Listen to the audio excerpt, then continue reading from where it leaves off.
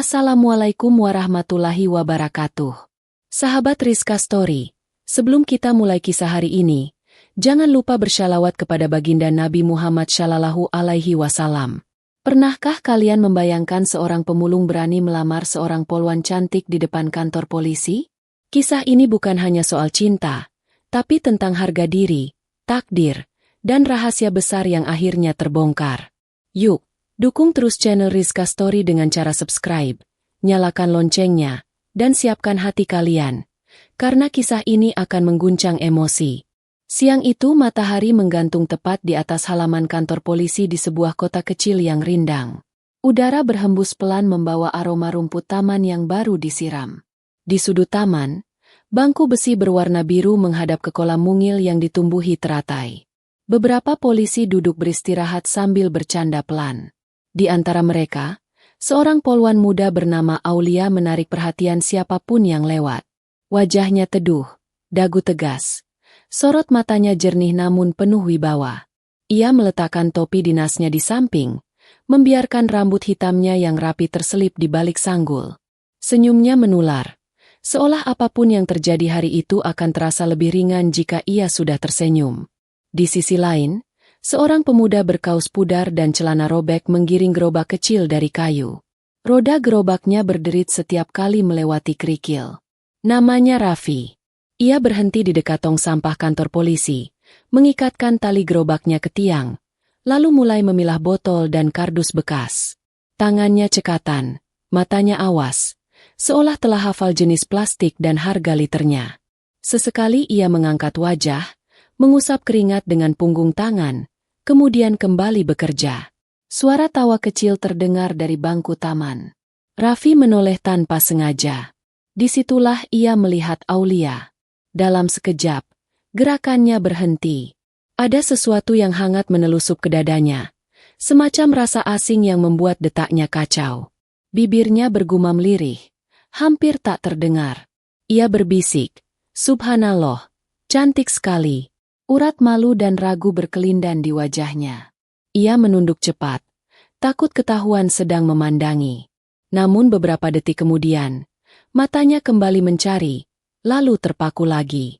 Teman Aulia, seorang polisi laki-laki yang ramah, menggoda sambil tertawa. "Aul, nanti sore ada latihan menembak, ikutkan." Aulia menegakkan punggung dan menjawab santai, "Nanti kulihat jadwal." Ia menyesap air mineral, lalu menatap ke arah taman. Sekejap tatapannya bertemu dengan milik Raffi. Hanya sedetik. Namun sedetik itu cukup menggetarkan sesuatu di dada Raffi. Ia menunduk, pura-pura sibuk merapikan kardus. Seorang polisi yang baru datang menunjuk tong sampah sambil berseru, "Mas, yang diambil botol saja ya. Jangan bongkar bungkusan yang kuning. Itu barang sitaan." Raffi mengangguk sopan. "Siap, Pak. Saya paham." Ia tersenyum, senyum yang jujur dan rendah hati, lalu menjauh dari bungkusan yang dimaksud. Gerobaknya bergerak perlahan. Setiap langkah terasa lebih ringan, bukan karena kardusnya berkurang, melainkan karena satu tatapan yang baru saja ia terima. Ketika jam makan siang usai, halaman kantor kembali sibuk. Laporan masuk, telepon berdering, suara sepatu beradu dengan lantai. Raffi masih di taman, duduk di bawah pohon flamboyan, menghitung botol satu persatu sambil berbisik pada dirinya. "Raffi, fokus, ini rezekimu." Tapi gambar wajah Aulia menolak pergi. Ia menatap gerobaknya, lalu berbisik lagi, "Andai saja aku punya bunga. Bunga untuk mengucapkan terima kasih pada senyum yang barusan menenangkan siangku." Sore itu ia menemukan seikat bunga plastik di belakang kios kecil. Warnanya pudar, beberapa kelopak patah. Ia mengangkatnya hati-hati seolah memegang benda berharga. Di genggamannya, bunga plastik itu tampak seperti janji. Raffi menatap cermin kecil yang retak di sisi gerobaknya. Ia merapikan rambut, menyisirnya dengan jari. Bibirnya bergumam, "Allah, beri aku keberanian." Ia mengejap pelan, bukan untuk mengundang riuh, melainkan untuk menegakkan hatinya sendiri yang gemetar. Keesokan harinya, ia berangkat lebih pagi. Udara masih segar. Sinar matahari merambat malu di sela dedaunan. Raffi berdiri di gerbang kantor polisi sambil membawa kantong plastik berisi botol yang sudah bersih. Ia menunggu. Setiap kendaraan yang masuk ia perhatikan. Setiap langkah yang terdengar ia harapkan. Ketika Aulia akhirnya melintas di koridor depan, Raffi berdiri lebih tegap. Ia ingin mengucap satu kalimat sederhana, "Terima kasih untuk senyummu kemarin." Namun kalimat itu kandas di tenggorokannya. Suaranya tertelan oleh derap sepatu dan panggilan rekan. Ia hanya sempat menunduk hormat dari kejauhan. Aulia tidak melihatnya. Menjelang siang, matahari kembali tinggi. Raffi memindahkan botol ke karung, menimbang di kepala berapa rupiah yang akan didapat. Tiba-tiba dua petugas piket melintas sambil berseloroh. Salah satunya menunjuk Raffi dengan tawa setengah menahan. Itu si pemulung langganan taman. Katanya kemarin sempat nanya-nanya soal polwan cantik. Yang satunya menimpali, "Sini kerjaan belum selesai." Pikirannya sudah keangan-angan. Mereka tertawa, tidak jahat, tetapi juga tidak memanusiakan. Raffi menarik napas panjang, lalu menjawab halus, "Maaf kalau saya ganggu. Saya cuma cari rezeki." Dan entah kenapa, dari bangku taman, Aulia yang mendengar potongan kalimat itu menoleh. Tatapannya singkat, ada rasa iba yang tipis. Lalu ia kembali ke berkas di pangkuannya. Azan zuhur merambat dari masjid kecil di seberang jalan. Raffi menutup mata sejenak. Ia berbisik sangat pelan, "Ya Allah, kalau ini hanya kekaguman, hilangkan. Kalau ini niat yang akan menjerumuskanku pada sombong, jauhkan. Tapi jika ini rasa yang kau titipkan, kuatkan langkahku untuk menjaga kehormatan." Kata-kata itu tidak puitis. Kata-kata itu sederhana seperti lelaki yang mengucapkannya. Namun di dalamnya ada keteguhan untuk tidak menjadikan cinta sebagai alasan merendahkan diri, melainkan sebagai alat untuk memperbaiki diri. Selesai sholat, Raffi kembali ke taman. Ia membawa bunga plastik lusuh yang kemarin ia simpan. Ia duduk, menatapnya lama. Di sisi lain, Aulia sedang mengantar seorang ibu yang baru selesai membuat laporan kehilangan. Aulia menunduk, mendengarkan, lalu menenangkan dengan suara lembut. "Ibu tenang dulu. Kami bantu cek. Tanda tangan di sini ya, Bu." Ibu itu mengucap terima kasih berkali-kali. Aulia tersenyum, mengantar sampai pintu. Pemandangan itu membuat Raffi meremas seikat bunga plastik di tangannya. Ia bergumam, "Perempuan ini baik. Bukan hanya cantik. Ia layak mendapat bunga sungguhan, bukan plastik. Namun yang aku punya hanya ini." Bolehkah seorang yang tidak punya apa-apa tetap menghormati dengan cara sederhana? Beberapa anak kecil berlari melewati taman, tertawa, mengejar kupu-kupu yang singgah di teratai. Raffi meminjam keberanian tawa mereka. Ia berdiri. Langkahnya masih ragu, tetapi ia paksa satu demi satu.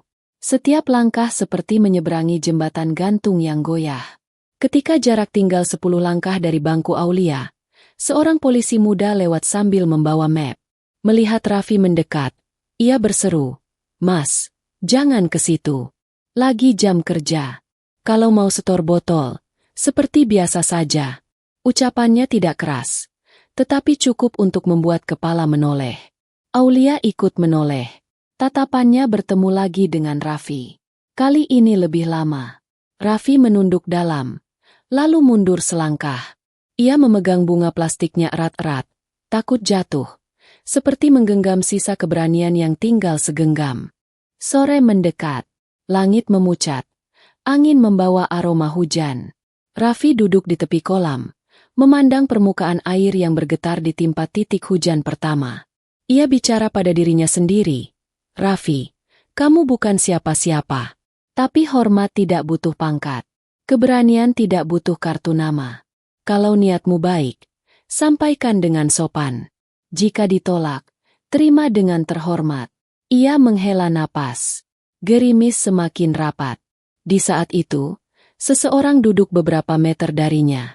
Seorang bapak tua penjaga kebersihan halaman, mengenakan rompi oranye, memegang sapu lidi. Bapak itu memandang Raffi, lalu berkata pelan, "Kau sering ke sini. Kau rapi hari ini. Ada yang kau tunggu?" Raffi tersenyum kecut. "Ada." Tapi mungkin aku tidak cukup pantas. Bapak itu tertawa pendek. Pantas tidak ditentukan oleh sepatu atau baju, tapi oleh cara kau memuliakan orang yang kau datangi. Kalau kau datang dengan niat baik, bicaralah dengan baik. Jika ditertawakan, biarkan angin membawa tawa itu pergi. Raffi menatap bapak itu, merasa diberi izin untuk menjadi berani. Langit benar-benar terbuka. Hujan turun deras. Para polisi berlarian mencari teduh. Aulia berdiri di ambang pintu, menatap ke taman yang basah. Di sana, Raffi berdiri sambil menutup kepala dengan kardus. Ia menatap ke arah pintu dan mengangkat sedikit tangan, tidak melambai, hanya isyarat hormat yang sederhana. Aulia menatap balik, ada beku di wajahnya sejenak. Lalu ia mengangguk sangat tipis. Gerimis membuat semuanya terlihat berkilau. Malamnya, Raffi pulang ke kontrakan kecil di gang sempit. Lampu 5 watt menggantung di langit-langit, menebar cahaya kuning yang hemat.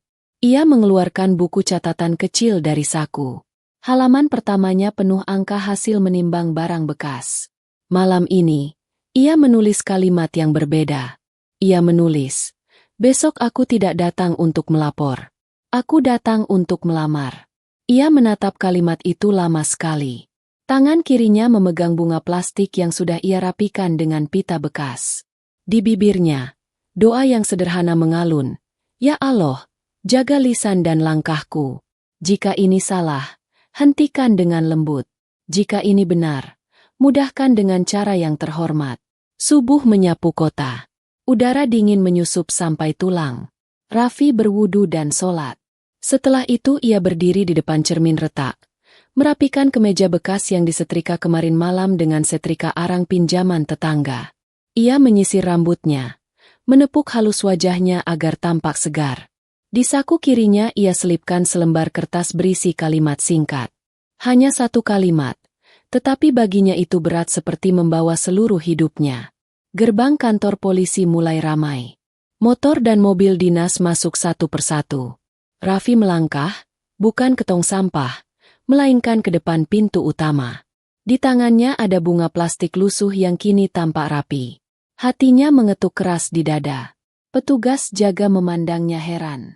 Beberapa personel yang mengenalnya sebagai pemulung berhenti sambil saling berbisik. Langkah Raffi tidak cepat, tetapi tidak lagi ragu. Ia berdiri di titik yang semua orang bisa melihat. Di ambang pintu, Aulia muncul dengan map di tangan. Langkahnya mantap seperti biasa. Ketika ia mengangkat wajah, pandangannya bertemu dengan Raffi yang berdiri tegak memegang bunga. Hujan sisa semalam masih menetes dari pinggir atap, menabuh ritme yang pelan. Detik itu, halaman terasa sunyi, seolah semua suara menepi memberi tempat pada satu kalimat yang sebentar lagi akan lahir. Raffi menarik napas dalam. Ia menunduk hormat. Lalu suara itu keluar, jernih dan jelas, menembus kerumunan. Aku datang bukan untuk melapor. Aku datang untuk melamar. Kalimat itu melayang di udara, menabrak wajah-wajah yang terkejut, menyalakan tawa sebagian orang, membekukan langkah Aulia. Seikat bunga plastik bergetar di tangan Raffi. Dan pada detik itulah, tawa mulai terdengar dari berbagai sudut halaman. Beberapa ponsel terangkat diam-diam. Teman-teman Aulia saling pandang, antara geli dan tak percaya. Aulia menatap Raffi, tidak berkata apa-apa. Sorot matanya sulit ditebak, antara kaget dan tidak menerima. Raffi tetap berdiri, tidak mundur. Hanya dada yang naik turun menahan gemuruh. Waktu terasa melambat, seperti jarum jam menunggu sesuatu yang lebih besar untuk jatuh dari langit. Suasana halaman kantor polisi siang itu mendadak riuh. Seolah seluruh udara yang tadi tenang, kini bergetar oleh tawa dan bisik-bisik yang bertebaran di antara seragam dinas. Semua mata tertuju pada sosok pemuda lusuh yang berdiri di depan pintu utama. Di tangannya tergenggam seikat bunga plastik, lusuh namun bersih. Raffi menunduk hormat. Wajahnya tegang tapi tegas. Polisi piket yang mengenalnya sebagai pemulung menatap dengan dahi berkerut. "Mas, kamu ngapain di sini? Kalau mau setor botol, belakang, bukan di sini," katanya dengan nada menahan tawa. Namun Raffi tidak bergeming. Ia mengangkat wajahnya, menatap lurus ke arah Aulia yang berdiri di ambang pintu dengan map di tangan. "Saya bukan mau setor botol, Pak," ucap Raffi perlahan. "Saya datang untuk melamar." Semua yang mendengar sontak menahan napas lalu pecah dalam tawa lebar. "Wah, ini pemulung berani juga," teriak seseorang dari belakang. "Polwan cantik dilamar pemulung. Gila, ini siang atau sandiwara?" Timpal yang lain sambil menepuk pundak rekannya. Raffi tidak menoleh sedikit pun.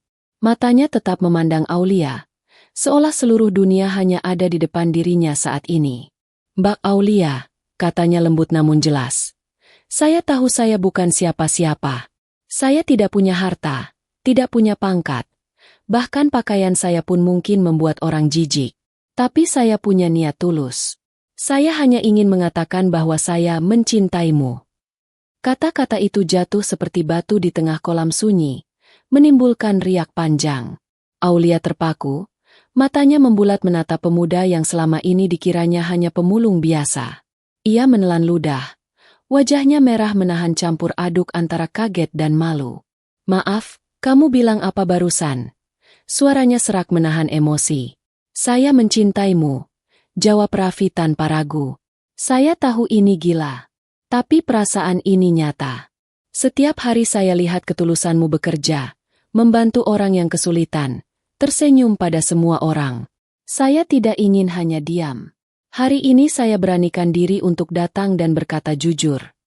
Kerumunan di belakang kembali tertawa. Beberapa polisi merekam diam-diam. Sebagian menutup mulut menahan geli. "Heh, ini kantor polisi, bukan tempat acara televisi," sindir salah satu. Aulia menarik napas panjang, menatap tajam pada Raffi. "Dengar, Mas," katanya dingin. "Saya menghargai keberanianmu. Tapi ini tidak lucu.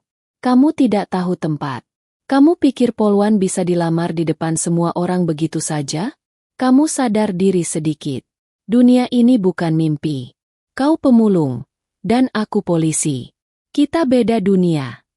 Suara Aulia tegas dan keras. Suasana mendadak hening. Raffi menunduk pelan. Ia tidak tersinggung, tidak marah. "Saya tahu, Mbak. Tapi saya percaya semua orang punya hak untuk mencintai," katanya pelan.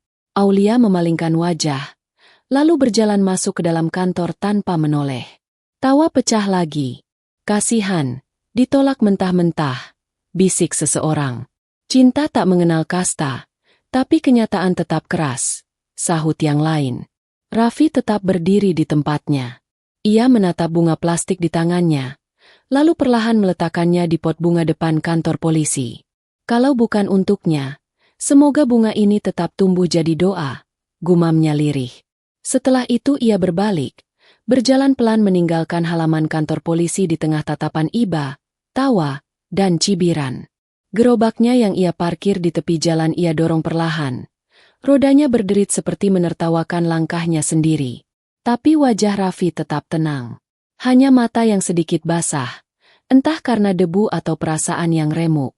Di dalam ruangannya, Aulia duduk termenung. Temannya, Polwan Risa, memandangnya dengan mata cemas. "Aul, kamu nggak apa-apa?" tanyanya pelan. Aulia mendesah pelan. "Aku cuma kaget. Bayangkan, ada pemulung datang ke kantor polisi buat melamarku di depan semua orang." "Ya, tapi dia kelihatan tulus loh," kata Risa lirih. Aulia menatapnya dengan alis terangkat. "Tulus? Risa, dunia ini bukan dongeng. Kalau semua laki-laki lusuh bisa melamar seenaknya, apa kata orang? Nama baikku bisa rusak." "Aku nggak marah, tapi dia keterlaluan." Risa diam, menunduk. Namun di dalam hati kecil Aulia, ada sesuatu yang belum bisa ia pahami. Tatapan mata Raffi barusan terasa berbeda. Bukan pandangan orang yang sekadar nekat. Ada keyakinan aneh di sana, seolah lelaki itu tahu sesuatu yang belum sempat ia ucapkan. Hari-hari berikutnya berjalan normal di kantor polisi itu. Tapi di setiap sudut, kisah tentang pemulung yang melamar Polwan menjadi bahan candaan baru. Setiap kali Aulia lewat, selalu ada suara bercanda. "Hati-hati, nanti pemulungnya datang lagi." Bunga plastiknya jangan dibuang, nanti nangis dia. Aulia hanya menanggapi dengan senyum tipis, menahan kesal. Namun di balik senyum itu, hatinya terusik. Mengapa wajah pemuda itu masih saja muncul di pikirannya? Sementara itu di tempat lain, Raffi berjalan di antara lorong gelap sebuah kawasan kumuh. Ia berhenti di depan rumah kecil dengan cat pudar, lalu masuk. Begitu pintu tertutup, ia menghela napas panjang dan melepaskan topinya. Seketika, wajahnya berubah serius. Ia membuka tas lusuh yang selama ini ia bawa dan mengeluarkan sebuah map hitam bertuliskan, "Tugas Rahasia Intelijen Khusus." Raffi menatap dokumen itu lama. Lalu bibirnya berbisik, "Maafkan aku, Mbak Aulia. Aku tidak bisa bilang siapa aku sebenarnya. Tapi satu hal yang benar, perasaanku tidak bohong." Ia membuka telepon genggam kecil, mengirim pesan pendek. "Kepada Komandan, tahap penyamaran berjalan baik. Target utama sudah terpantau. Tapi ada kejadian tak terduga, saya melibatkan perasaan." Balasan datang cepat. "Jaga kendali. Jangan sampai identitas terbongkar sebelum waktu. Ingat, kamu bukan pemulung sungguhan." Raffi menatap layar itu lama, lalu mematikan ponselnya. Ia duduk di kursi kayu reot, menatap keluar jendela kecil. "Hidup kadang aneh," bisiknya. "Menyamar jadi orang miskin membuatku lebih mengenal manusia. Tapi justru di sini aku menemukan cinta yang tidak direncanakan." Di luar, hujan turun lagi. Deras, seperti ingin menutupi segala rahasia yang masih tertahan di dalam dada. Raffi menatap langit yang gelap, lalu berucap lirih, "Suatu hari, Mbak Aulia akan tahu siapa aku sebenarnya. Dan saat itu tiba, aku ingin menatapnya bukan sebagai pemulung, tapi sebagai lelaki yang benar-benar mencintainya." Malam semakin pekat. Dari kejauhan, suara sirine mobil patroli terdengar samar. Sementara di hati Raffi, tekad tumbuh semakin dalam. Ia tahu, rahasianya tak bisa lama disembunyikan. Dan kelak, hari ketika semua tertawa akan berubah menjadi hari ketika semua terdiam. Malam berganti pagi, dan suasana di kantor polisi itu mulai kembali sibuk seperti biasa. Namun, ada sesuatu yang berbeda hari itu. Di antara tumpukan laporan dan suara telepon yang berdering, bisik-bisik masih saja terdengar, membahas si pemulung yang nekat melamar polwan cantik di depan umum. Nama Raffi seolah menjadi bahan candaan setiap waktu. Namun tanpa mereka tahu, kisah yang mereka tertawakan itu perlahan akan berubah menjadi sesuatu yang jauh lebih besar. Di sudut kota, Raffi bangun lebih awal. Rumah kecil yang ia sewa di gang sempit itu tampak biasa saja, tapi di dalamnya tersimpan rahasia besar. Ia membuka bungkusan lusuh di bawah kasur, di dalamnya ada sesuatu yang bertolak belakang dengan penampilannya. Pistol kecil, kartu identitas Intel, dan dokumen rahasia kepolisian. Raffi memandang semua itu lama, lalu menarik napas panjang. "Aku harus tetap tenang," gumamnya pelan. "Belum saatnya mereka tahu." Ia kemudian menatap cermin retak di dinding. Wajah yang tampak di sana bukan sekadar wajah seorang pemulung miskin, tapi wajah seorang intel muda berbakat yang sedang menjalankan misi penyamaran untuk mengungkap jaringan penyelundupan senjata yang kabarnya melibatkan oknum di dalam institusi itu sendiri. Ya, Raffi bukan pemulung sungguhan. Ia adalah Letnan Raffi Pratama, putra dari Jenderal Arman Pratama, seorang perwira tinggi kepolisian yang disegani. Namun dalam operasi rahasia kali ini, tak ada yang boleh tahu jati dirinya. Bahkan sang jenderal sendiri merahasiakannya dari semua anggota di kota itu. Sementara di kantor polisi, Aulia duduk di ruangannya sambil memeriksa berkas laporan. Tatapannya kosong. Meski beberapa hari telah berlalu sejak kejadian memalukan itu, hatinya masih terusik. Entah kenapa, wajah pemulung yang ia tolak itu terus muncul di pikirannya. Bukan karena iba, tapi ada sesuatu di mata pria itu yang tak bisa ia jelaskan. Keteguhan, ketenangan, dan keberanian yang tak lazim bagi seorang pemulung biasa. Risa, rekan polwannya, masuk sambil membawa kopi. "Kamu masih kepikiran soal yang kemarin, ya?" Godanya pelan. Aulia tersenyum kecut. "Enggak juga. Cuma aneh aja. Tatapan matanya waktu itu, Riz, kayak orang yang yakin banget sama apa yang dia lakukan.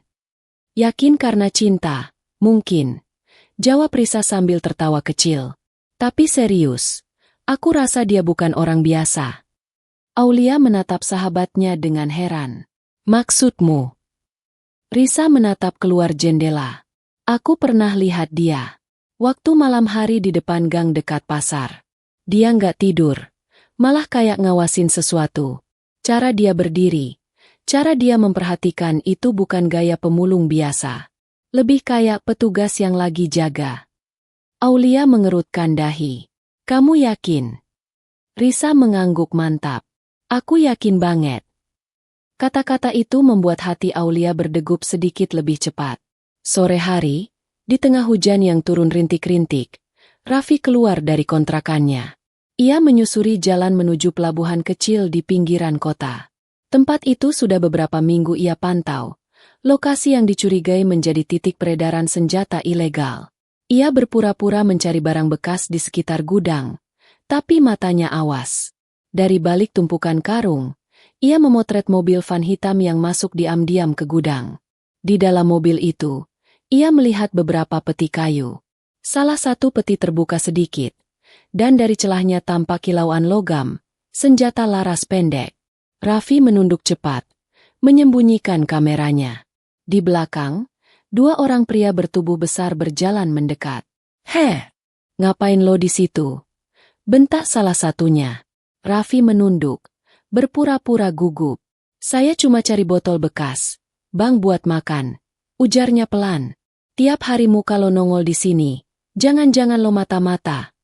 Bentak pria itu sambil menendang gerobak Raffi.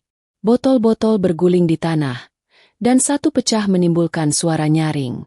Raffi menunduk cepat, memunguti satu persatu sambil berkata, saya nggak tahu apa-apa, Bang, demi Allah, saya cuma cari rezeki.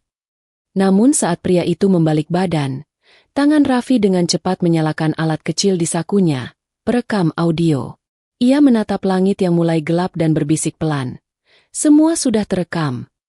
Beberapa hari kemudian, suasana kantor polisi kembali dikejutkan oleh kabar besar. Jenderal Arman, Kepala Kepolisian Pusat, akan datang melakukan inspeksi mendadak. Semua anggota sibuk membersihkan ruangan, menyiapkan laporan, dan memperbaiki segala sesuatu yang bisa terlihat berantakan. Aulia berdiri di barisan depan. Wajahnya tegas seperti biasa. Tapi di dalam dadanya, ada rasa gugup yang sulit dijelaskan. Ia tidak tahu mengapa, tapi entah kenapa ia memimpikan sosok Raffi semalam. Pemulung itu tersenyum padanya, tapi di belakangnya ada bayangan seseorang dengan seragam dinas lengkap. Tak lama kemudian, mobil hitam berhenti di halaman. Dari dalam, seorang jenderal berwibawa turun, disambut hormat seluruh anggota. Namun beberapa langkah di belakangnya, muncul sosok yang membuat semua mata membelalak. Raffi. Ya, pemulung itu datang lagi. Tapi kali ini penampilannya berbeda. Ia mengenakan seragam dinas intel kepolisian, lengkap dengan tanda pangkat di bahu. Rambutnya tersisir rapi, wajahnya bersih, dan tatapannya tegas. Seluruh halaman mendadak sunyi. Tak ada yang berani berbisik. Jenderal Arman maju beberapa langkah, lalu berkata lantang, saya perkenalkan kepada kalian, ini Letnan Raffi Pratama. Beliau anggota intel yang selama 2 bulan terakhir menyamar di wilayah ini dalam misi penyelidikan penyelundupan senjata. Beberapa orang hampir menjatuhkan map dari tangannya. Aulia menatap tak percaya. Wajah yang dulu ia hina, kini berdiri di hadapannya sebagai seorang perwira polisi. Matanya membulat. Tubuhnya kaku. Jenderal Arman melanjutkan, beliau juga anak saya. Dan saya bangga dengan keberaniannya yang berhasil mengungkap jaringan yang sempat menembus markas sendiri. Suara tepuk tangan bergema. Tapi di antara semua yang bertepuk tangan, hanya satu orang yang menunduk dalam, Aulia. Raffi melangkah ke depan, lalu berhenti di hadapan Aulia. Ia menatapnya dengan senyum lembut. Bukan dendam, bukan kesombongan, hanya ketenangan. Saya ingat waktu itu, Mbak, katanya pelan. Saya datang membawa bunga plastik lusuh dan semua orang menertawakan saya. Tapi yang tidak mereka tahu, saya datang dengan niat tulus. Saya memang menyamar, tapi perasaan saya tidak palsu. Aulia menunduk. Air matanya jatuh tanpa bisa ditahan. Maafkan saya, Letnan, bisiknya pelan. Saya sudah menghina orang yang ternyata jauh lebih mulia dari yang saya kira. Raffi tersenyum, menatap lembut. Tidak perlu minta maaf, Mbak. Saya justru berterima kasih. Karena lewat kejadian itu, saya belajar satu hal. Kadang hinaan adalah jalan untuk membuat seseorang lebih kuat. Dan cinta tidak butuh gelar untuk lahir. Suara tepuk tangan kembali terdengar. Kali ini lebih pelan tapi penuh hormat. Semua mata tertuju pada dua sosok yang dulu dipisahkan oleh tawa dan kesalahpahaman. Hari itu, tawa yang dulu menghina berubah menjadi diam penuh kagum. Dan di hati Aulia, sesuatu tumbuh perlahan, bukan hanya penyesalan, tapi juga kekaguman. Karena terkadang, yang tampak paling hina di mata manusia justru paling berharga di mata Allah. Pagi itu kantor polisi tampak berbeda. Tidak ada tawa, tidak ada ejekan seperti dulu. Semua orang menatap Raffi dengan penuh hormat. Sosok yang dulu mereka kira hanya pemulung, kini berdiri gagah dengan seragam intel dan tanda pangkat di pundaknya. Namun di balik wibawa itu, tersimpan kisah yang jauh lebih dalam, tentang luka, pengorbanan, dan rahasia yang hampir merenggut nyawanya. Setelah upacara penyambutan, suasana ruangan perlahan tenang. Aulia duduk di ruang tamu kantor, menatap ke arah halaman yang kini terasa asing. Dalam hatinya, perasaan malu dan penyesalan bergulung seperti ombak. Ia teringat saat ia menghina Raffi di depan semua orang, saat ia menatapnya dengan tatapan merendahkan. Kini setiap kenangan itu terasa seperti belati yang menancap pelan di dadanya. Risa masuk membawa 2 gelas teh hangat. Minum dulu, Aul, katanya pelan. Aulia menatapnya sebentar lalu tersenyum kaku. Riz, aku benar-benar malu. Aku kira dia cuma pemulung biasa. Aku bahkan sempat tertawa di belakangnya. Risa duduk di sebelahnya, menepuk pelan bahunya. Kamu nggak sendiri. Semua orang di sini juga salah menilai dia. Tapi kamu tahu, justru dia yang paling tenang. Dia nggak dendam, nggak marah, cuma tersenyum, seolah semua itu nggak pernah terjadi. Aulia menghela napas panjang. Dan itu yang bikin aku makin salah. Riz, kalau dia marah, mungkin aku lega, tapi dia malah memaafkan. Sementara itu, di ruangan komandan, Raffi duduk di hadapan Jenderal Arman, ayahnya sendiri. Jenderal menatap putranya lama, lalu berkata dengan nada berat, "Kau tahu, Nak, penyamaranmu luar biasa. Tapi aku dengar ada satu hal yang tak terencana, tentang polwan itu." Raffi terdiam. Matanya menatap lurus ke meja. "Benar, Ayah. Tapi aku tidak berniat melibatkan perasaan. Itu datang begitu saja." Jenderal menghela napas panjang. "Raffi, dalam tugas intel, perasaan adalah hal paling berbahaya.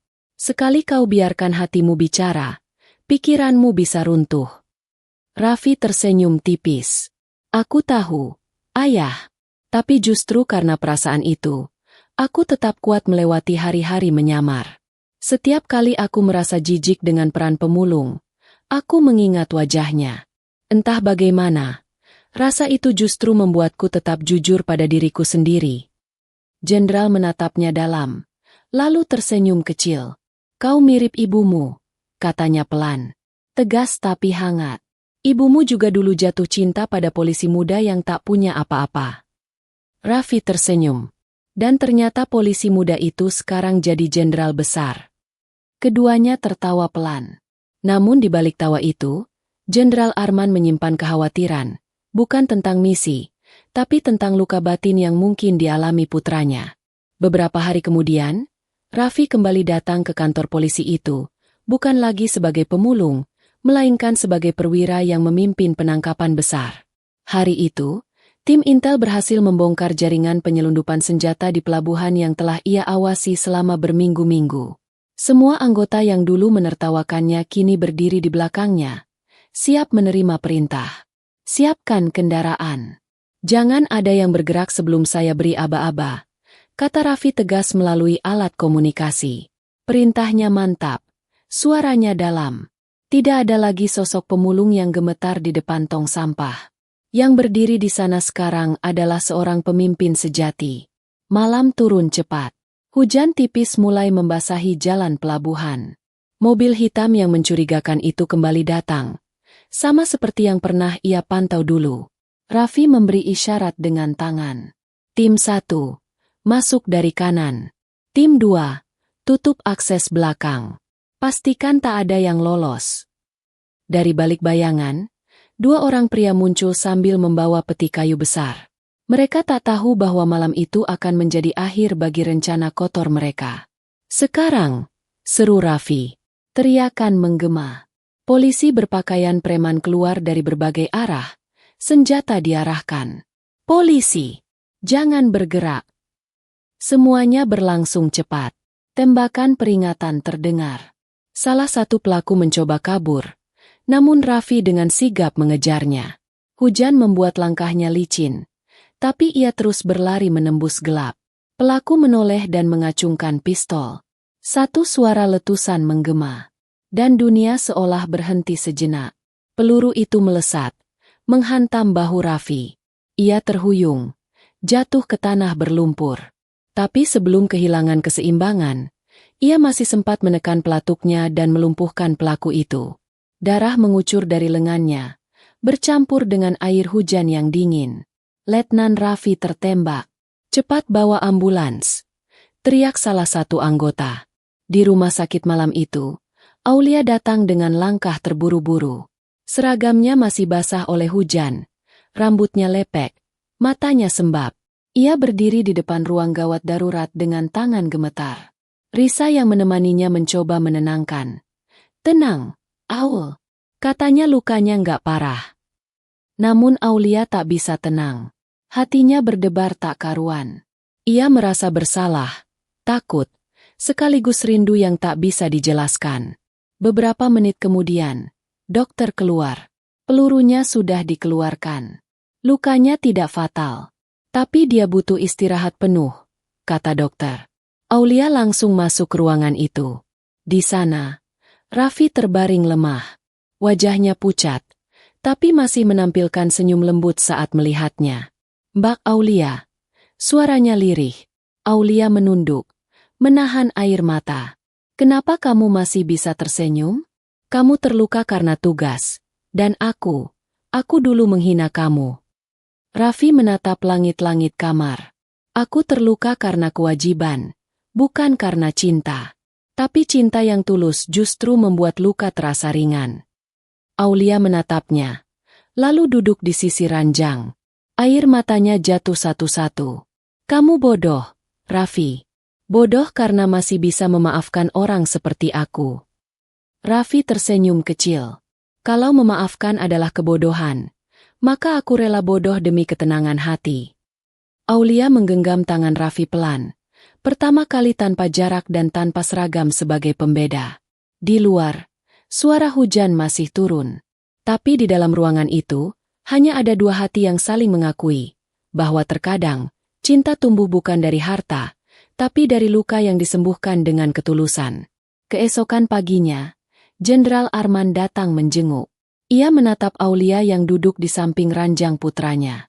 Terima kasih sudah menemaninya, Nak, katanya ramah. Aulia berdiri cepat, memberi hormat. Siap, Jenderal. Namun sang jenderal tersenyum dan berkata pelan, panggil saya ayah saja, kalau nanti waktu sudah tepat. Aulia terpaku. Kata-kata itu membuat wajahnya memanas. Ia menatap Raffi yang hanya tersenyum tipis sambil memejamkan mata, pura-pura tidur. Dan untuk pertama kalinya, Aulia merasakan sesuatu yang tak pernah ia bayangkan sebelumnya.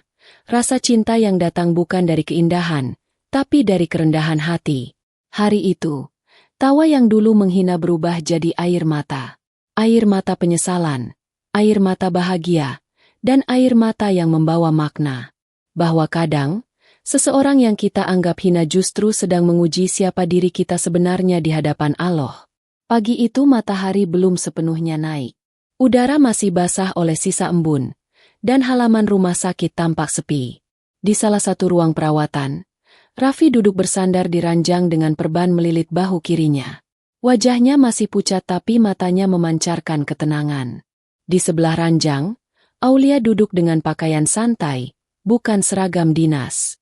Tangannya sibuk mengupas apel, sementara pikirannya mengembara entah kemana. Masih sakit? Tanya Aulia pelan tanpa menatap. Raffi tersenyum. Tidak, Mbak. Yang sakit cuma bahu. Tapi hati sudah sembuh waktu kamu datang. Aulia menghela napas, lalu memotong apel itu lebih cepat. Mencoba menyembunyikan senyum yang muncul tanpa izin. Jangan terlalu pintar ngomong. Kamu itu masih pasien. Raffi menatapnya lama.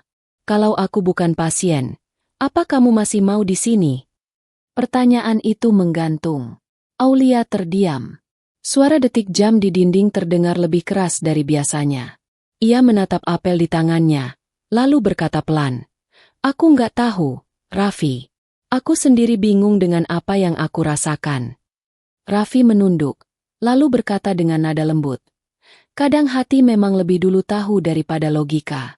Aku tidak minta kamu membalas. Cukup tahu kalau kamu tidak membenciku lagi. Itu sudah cukup. Aulia menatapnya. Di matanya ada campuran kagum dan iba. Aku tidak pernah benar-benar membencimu. Aku cuma takut, Raffi. Takut pada omongan orang, pada pandangan mereka. Aku polwan, harus jaga wibawa. Tapi ternyata wibawa itu nggak ada artinya kalau aku kehilangan hati nurani. Raffi tersenyum lemah. Allah itu suka membalikan hati manusia. Mbak. Kadang dia tunjukkan cinta dari arah yang tidak kita duga. Termasuk dari seseorang yang kau hina dulu. Aulia menunduk. Air matanya menetes pelan. Ia menghapusnya cepat. Tapi Raffi sudah melihat. Jangan menangis. Mbak, aku tidak ingin air matamu keluar karena aku. Aulia menjawab lirih. Biar saja, Raffi. Kadang penyesalan memang perlu ditangisi supaya hati bisa lega. Hari berganti minggu. Luka di bahu Raffi mulai mengering. Ia sudah diperbolehkan pulang, tapi memilih tetap tinggal sementara di rumah dinas ayahnya. Sejak kejadian itu, hubungan antara Raffi dan Aulia mulai berubah. Tak lagi kaku, tak lagi berjarak. Ada kelembutan yang tak diucapkan, tapi bisa dirasakan. Suatu sore, Raffi duduk di taman belakang rumah jenderal. Angin sore bertiup lembut, menggoyang dedaunan. Di tangannya, secangkir teh hangat mengepul. Ia menatap bunga Kamboja yang sedang mekar di pot, lalu berkata lirih. Allah, aku tidak tahu bagaimana akhirnya kisah ini. Tapi jika dia memang untukku, jagalah hatinya. Jika bukan, lindungilah dia dari sedihku. Langkah kaki terdengar dari arah pintu. Aulia datang mengenakan gamis sederhana berwarna biru muda. Wajahnya tampak teduh tanpa make-up, hanya senyum tipis yang menyapa. Kamu suka bunga itu, ya? Tanyanya sambil duduk di kursi sebelah. Raffi tersenyum. Iya, karena bunga ini tumbuh di tanah yang keras tapi masih bisa mekar indah. Sama seperti hati seseorang yang kuat tapi tetap lembut. Aulia memandangnya sebentar. Kamu selalu bisa membuat kalimat sederhana jadi dalam, ya? Raffi menatapnya balik. Karena aku berbicara dari hati, bukan dari kepala. Keduanya terdiam. Hanya suara burung sore yang terdengar dari kejauhan. Raffi akhirnya berkata, Mbak Aulia, aku mau jujur. Selama penyamaran, aku hidup di dua dunia. Dunia gelap yang penuh kebohongan, dan dunia terang yang muncul setiap kali aku melihatmu. Tapi setelah semua selesai, aku takut satu hal. Aulia menatapnya cemas. Takut apa? Takut kamu menjauh setelah tahu siapa aku sebenarnya. Aulia terdiam lama. Angin sore membawa aroma daun kering. Aku memang sempat menjauh, Raffi, karena aku malu pada diriku sendiri. Tapi setiap kali aku berusaha melupakanmu, wajahmu datang lagi. Mungkin ini cara Allah menegurku agar aku belajar rendah hati. Raffi menatapnya lembut. Jadi sekarang kamu percaya kalau cinta bisa datang dari siapa saja? Aulia mengangguk perlahan. Aku percaya. Tapi aku juga takut. Raffi, dunia kita tidak mudah. Kamu anak jenderal. Aku hanya polwan biasa. Orang-orang akan bicara, akan menilai. Raffi menatap langit senja yang mulai jingga. Biar mereka bicara. Aku sudah terbiasa jadi bahan tawa. Tapi kalau tawa itu demi kebenaran, aku tak peduli. Beberapa hari kemudian, kabar buruk datang. Salah satu pelaku penyelundupan senjata yang ditangkap dulu berhasil kabur dari tahanan. Ia dikenal licik dan berbahaya. Tim intel segera bergerak, dan Raffi kembali ditugaskan untuk memimpin pencarian. Namun kali ini, Aulia merasa cemas luar biasa. Ia datang ke ruang briefing dan berkata dengan nada khawatir, "Kamu belum pulih sepenuhnya, Raffi. Jangan ikut dulu." Raffi tersenyum kecil. "Aku tidak bisa diam, Mbak. Ini tugasku." Aulia menatap tajam. "Aku serius. Bahumu baru sembuh. Kalau kenapa-kenapa lagi, aku nggak tahu bisa tenang atau tidak." Raffi menatapnya dalam. "Jadi sekarang kamu khawatir?" Aulia menunduk. Pipinya memerah. "Iya, aku khawatir." "Puas." Raffi tertawa pelan, tapi segera berubah serius. Ia menyentuh bahunya pelan. "Mbak Aulia, kalau aku harus terluka lagi demi kebenaran, aku siap. Tapi aku janji, aku akan pulang." Malam itu operasi digelar. Hujan kembali turun, seolah langit mengingatkan mereka pada malam penembakan dulu. Aulia tak bisa tenang di markas. Ia berdiri di depan jendela, menggenggam tasbih kecil sambil berzikir pelan. "Ya Allah, lindungi dia. Jangan biarkan aku kehilangan seseorang lagi karena kebodohanku." Beberapa jam kemudian, kabar datang. Operasi berhasil. Semua pelaku ditangkap tanpa korban jiwa. Dan saat subuh menjelang, Aulia mendengar langkah kaki di koridor. Ketika ia menoleh, Raffi sudah berdiri di depan pintu, basah kuyup tapi tersenyum. "Aku janji akan pulang," katanya pelan. Aulia berdiri, air matanya langsung jatuh. Ia berjalan cepat, tanpa pikir panjang memeluk Raffi. Untuk pertama kalinya, tanpa malu, tanpa gengsi. Hujan di luar berhenti, tapi di hati mereka, badai baru saja reda. Beberapa hari setelah itu, Raffi datang ke kantor polisi bukan sebagai intel, tapi sebagai lelaki yang ingin menepati janji lamanya. Ia berdiri di taman depan kantor, tempat pertama kali ia melihat Aulia dulu. Di tangannya, bukan lagi bunga plastik lusuh, melainkan setangkai mawar putih segar. Ketika Aulia keluar dari pintu, Raffi berlutut pelan sambil berkata, "Dulu aku melamarmu dengan pakaian lusuh dan bunga plastik. Sekarang aku datang lagi, bukan untuk membuktikan siapa aku, tapi untuk menepati niat hatiku yang dulu." Aulia menutup mulutnya menahan haru. Semua rekan polisi yang menyaksikan terdiam. Tak ada tawa seperti dulu. Raffi menatapnya lembut. "Aulia, maukah kamu jadi bagian dari hidupku, bukan karena seragamku, tapi karena hatiku?" Air mata menetes di pipi Aulia. Ia menunduk, lalu mengangguk perlahan. "Mungkin dulu aku menolak karena sombong. Sekarang aku menerima karena sadar. Cinta sejati tidak mengenal pangkat." Suara tepuk tangan bergema di halaman. Risa menitikkan air mata bahagia. Dan di tengah senyum semua orang, Raffi dan Aulia saling menatap dengan tatapan yang sama seperti dulu di taman itu. Tapi kali ini bukan antara pemulung dan polwan, melainkan antara dua hati yang disatukan oleh keikhlasan dan takdir Allah. Hari itu, taman yang dulu penuh tawa ejekan berubah menjadi saksi cinta sejati. Bunga plastik yang dulu ditinggalkan kini diganti bunga hidup yang mekar di hati keduanya. Dan di langit sore yang indah, Allah menyatukan dua jiwa yang dulu dipisahkan oleh gengsi, lalu dipertemukan oleh takdir yang suci. Subuh masih lembut ketika cahaya matahari pertama menyentuh halaman kantor polisi yang kini tampak berbeda dari biasanya. Bendera merah putih berkibar dengan anggun di depan gedung, dan taman yang dulu menjadi saksi tawa ejekan kini dipenuhi bunga segar dan kursi-kursi rapi berhiaskan pita putih. Udara pagi terasa haru, seolah alam pun tahu bahwa hari itu bukan hari biasa. Hari itu, Seorang polwan cantik bernama Aulia akan menikah dengan seorang intel muda yang pernah disangka pemulung, Letnan Raffi Pratama, putra jenderal polisi yang disegani. Tak ada yang menyangka kisah mereka akan berujung di pelaminan. Dari ejekan, hinaan, hingga air mata penyesalan, semua kini berbalik menjadi doa dan kebahagiaan. Aulia duduk di ruang rias, mengenakan kebaya putih lembut berhias rendah halus. Cermin di depannya memantulkan wajah yang cantik dan teduh. Risa, sahabat sekaligus saksi sahnya nanti, menatapnya sambil tersenyum. "Cantik sekali kamu, Aul," ujarnya pelan. Aulia menatap cermin dan tersenyum kecil. "Aku nggak nyangka, Riz.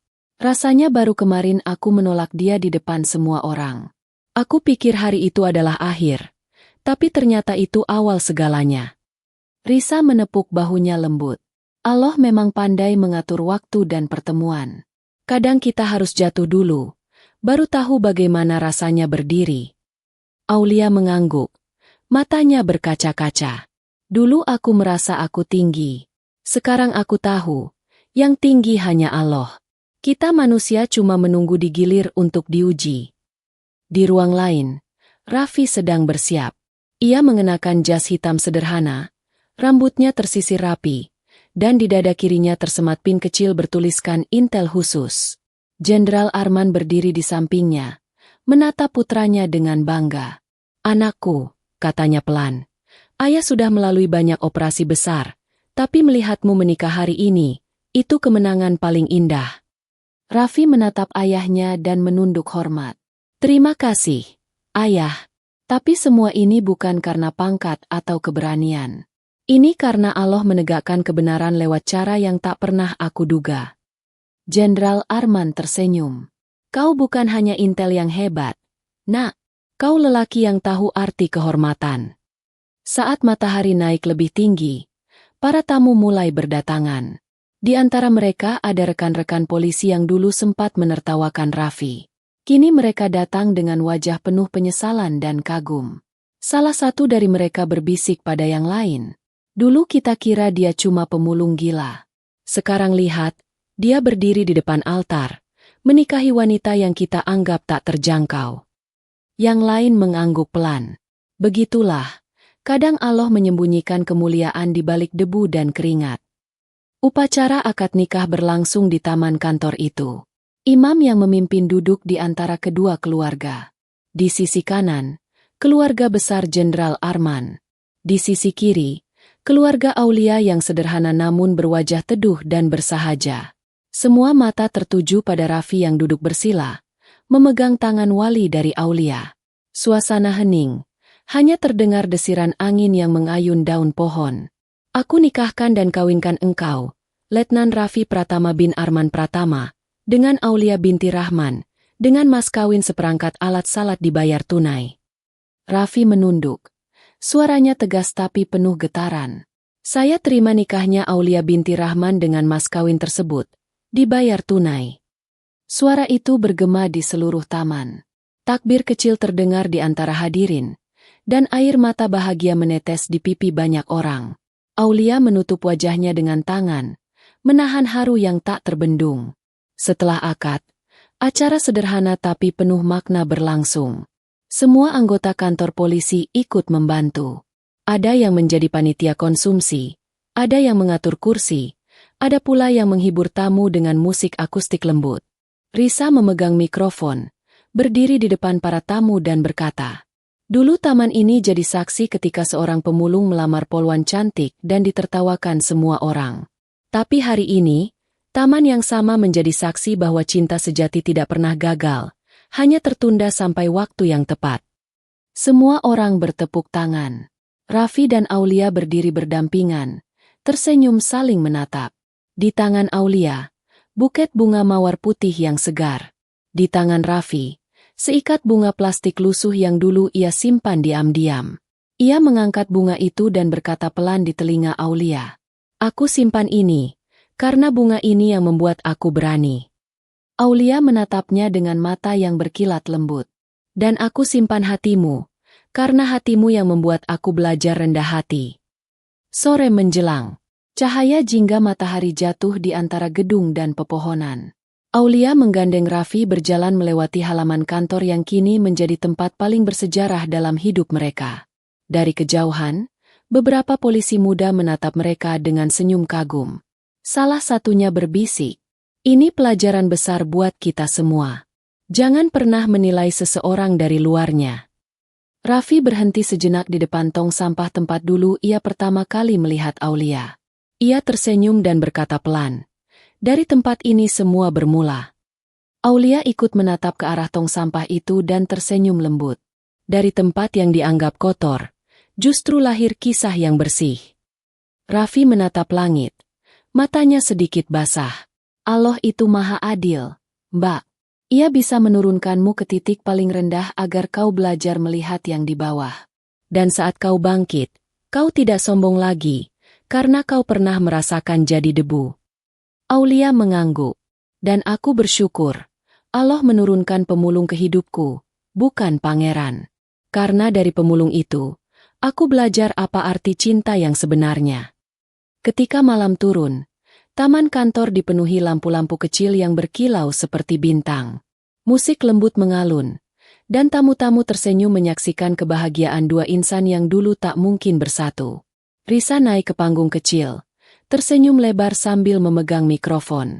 "Untuk pasangan baru kita," katanya ceria. "Semoga rumah tangga kalian jadi rumah bagi doa-doa yang tulus. Dan semoga kisah ini jadi pengingat bagi kita semua. Jangan tertawakan siapapun, karena Allah bisa membalikan keadaan dalam sekejap." Raffi menggenggam tangan Aulia erat. Di antara cahaya lampu dan tepuk tangan, mereka saling berbisik, "Semoga Allah meridai setiap langkah kita." Dan di langit malam yang penuh bintang, dua hati yang dulu terpisah oleh kesalahpahaman kini disatukan oleh cinta yang dirahmati. Hari itu menjadi hari yang tak pernah dilupakan seluruh anggota kantor polisi itu. Karena di taman kecil yang dulu dipenuhi tawa ejekan, kini bergema kalimat suci, akad yang menggetarkan langit dan bumi.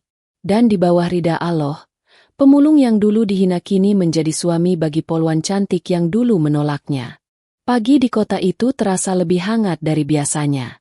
Hujan semalam menyisakan embun di daun dan aroma tanah yang segar. Di taman kantor polisi yang dulu jadi saksi kisah cinta luar biasa itu, kini berdiri sebuah papan kecil bertuliskan, "Taman Ketulusan", didedikasikan untuk Letnan Raffi Pratama dan Polwan Aulia.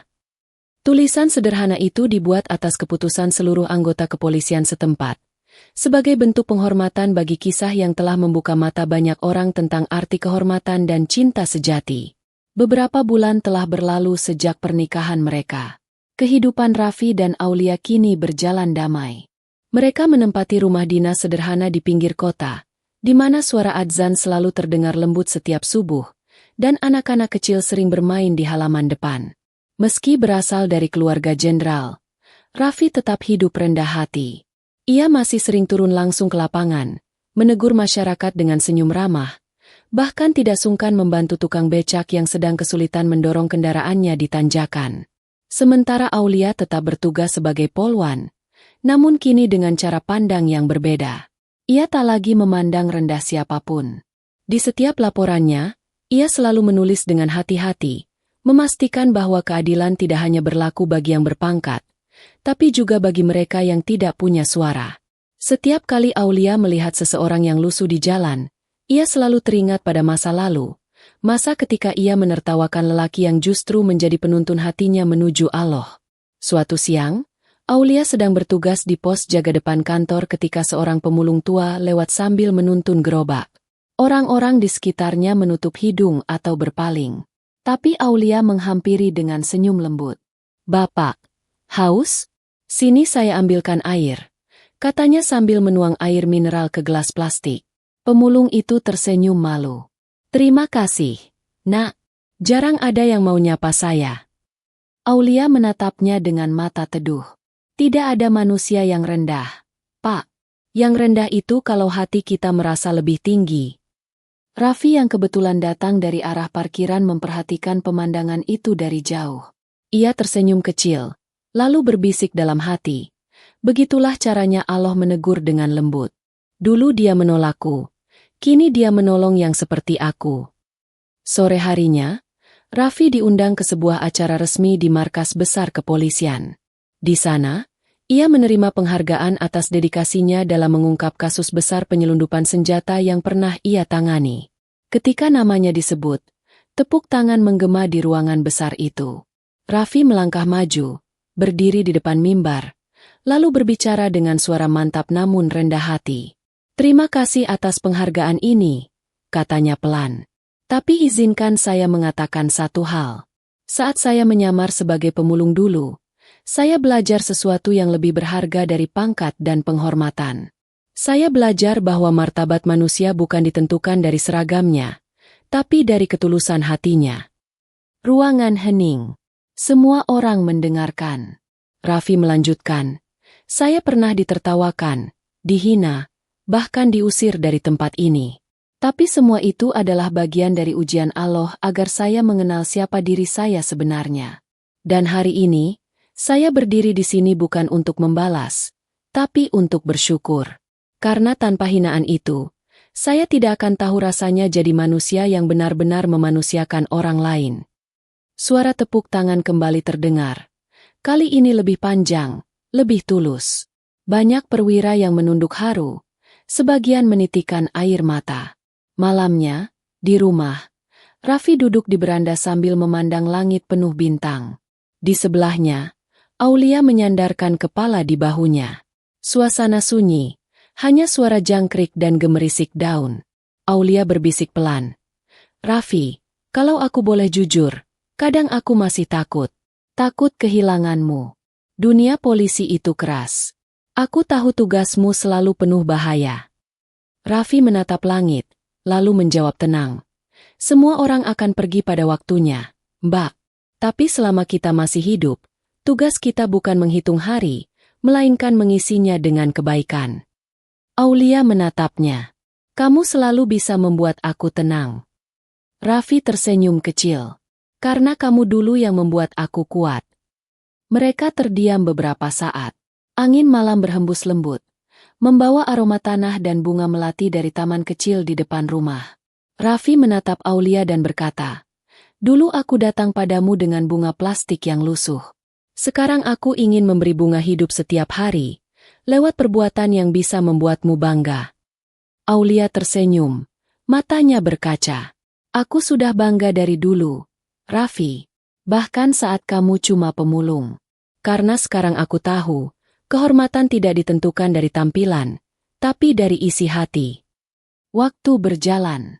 Tahun demi tahun berlalu, dan kisah mereka menjadi legenda kecil di antara para polisi muda. Setiap kali ada anggota baru yang sombong, para senior akan berkata, "Jangan pernah menilai seseorang dari seragamnya. Ingat kisah Letnan Raffi, pemulung yang jadi panutan." Dan setiap kali ada poluan baru yang merasa malu berhadapan dengan rakyat kecil, nama Aulia selalu disebut, sebagai teladan tentang bagaimana seorang wanita bisa berubah dari kesombongan menuju ketulusan. Satu sore, Raffi dan Aulia berjalan melewati taman kantor polisi itu lagi. Mereka membawa seorang anak kecil, putra pertama mereka, yang berlari kecil di antara bunga-bunga. Anak itu memungut sesuatu dari tanah. Seikat bunga plastik lusuh yang entah dari mana datangnya. "Papa, ini bunga apa?" tanya anak kecil itu polos. Raffi tersenyum dan menunduk. "Itu bunga yang dulu menyatukan papa dan mama." Aulia memandang bunga itu dengan mata berkaca-kaca. Bunga yang dulu jadi bahan tawa, tapi kini jadi saksi cinta. Mereka bertiga berdiri di tengah taman itu, dikelilingi oleh cahaya senja yang lembut. Dan di bawah langit yang sama, angin berbisik seolah mengulang kata-kata lama, bahwa tidak ada yang hina di mata Allah, kecuali kesombongan hati manusia. Hari itu, kisah mereka selesai, bukan dengan air mata, tapi dengan ketenangan. Pemulung yang dulu dihina kini menjadi panutan, dan polwan yang dulu tinggi hati kini menjadi lambang kerendahan hati. Dan taman kecil di depan kantor polisi itu akan selalu bercerita tentang cinta yang tak mengenal rupa, pangkat, atau dunia, hanya mengenal ketulusan dan ridha Allah.